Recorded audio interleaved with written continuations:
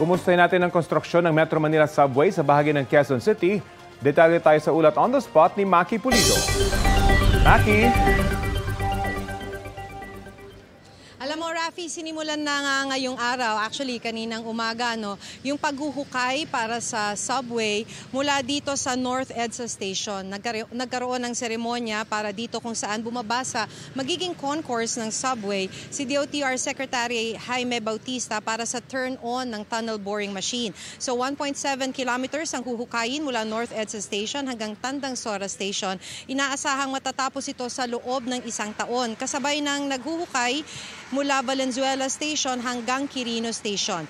Bahagi ito ng Contract Project 101 ng subway, isang segment ng 33 kilometers na subway na inaasahang operational sa taong 2029. Rafi? Maraming salamat, Maki Pulido.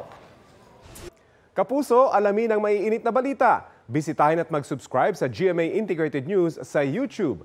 Sa mga kapuso abroad, samahan nyo kami sa GMA Pinoy TV at sa www.gmanews.tv.